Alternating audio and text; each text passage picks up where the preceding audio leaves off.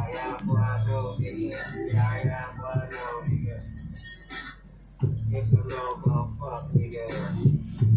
miracle occurred. Anzu rose from the dead.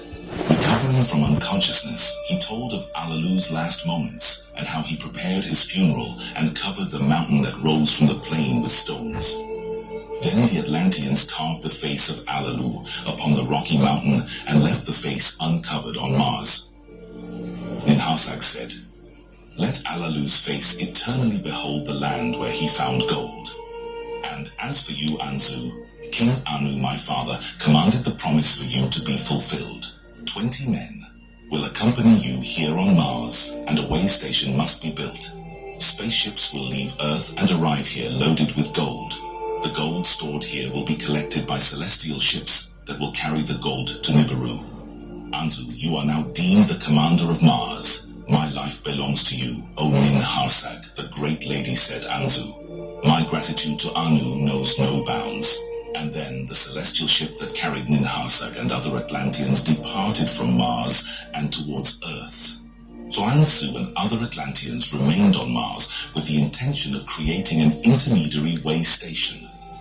Meanwhile, the gigantic ship was heading towards Earth, observing the moon and analyzing the possibility of another way station there. Mungal led the ship to the ditch in the waters closest to Eridu, where they disembarked on a pier built by Enlil. Vessels were no longer needed. Enki and Enlil welcomed their sister Ninhursag. She told them all the news. What happened on Nibiru and the death of Alalu, the survival of Anzu on Mars, and the construction of the way station. Enki expressed his approval, and Enlil was perplexed. Ninhursag said, "Our father Anu's decisions are unalterable. It's his word." And another news.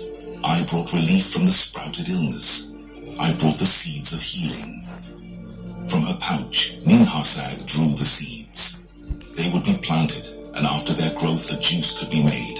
"Our people must drink this juice, and then all diseases will go away," said Ninhursag. "But these seeds must be sown in a warm and cool place. They need heat and water to feed." "Come to the ship," Enlil said to Ninhursag. "I know the perfect spot for it."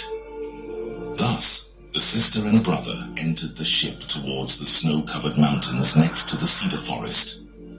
Enlil and Ninhursag talked and exchanged love and affection.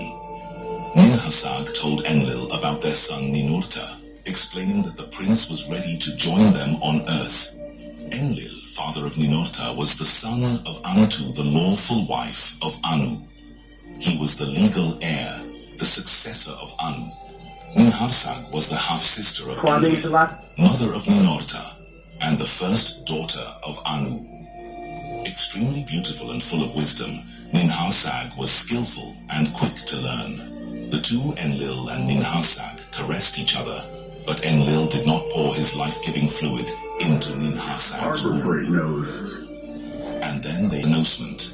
Enki with his advisor Isimud, and Mungal the pilot, Alagar, the lord of Eridu, and Abgal, who commanded the landing place. In the Aden, Enlil watched the transmission with Ninhursag and the maidens of her host, who also accompanied her. On Mars, together with Anzu, diverse workmen gathered, and then Anu spoke. "Greetings all. You are heroes, the true saviors of Nibiru. The fate of the entire planet is in your hands. Your deeds will be remembered for all eternity, and your names will be glorified. From now on, those on Earth will be called the Anunnaki, meaning those who from heaven to earth came, and for those who are on Mars shall be called Ikiki, those who observe and see they shall be. Everything needed is now ready. Let the gold begin to arrive, and let Nibiru be saved." But Anu, in the distance on Nibiru, could not foresee the approaching of confusion that would come, starting with the dilemma of his own children. It all started long before the arrival of the Anunnaki on Earth. Enki was the eldest son of Anu, but he was not, however, the legitimate heir, as he was the son of a concubine.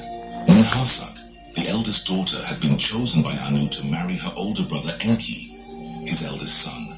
Thus, the firstborn of the two would have double seed and be the legal successor. However, Ninhursag was in love with the other half-brother, Enlil.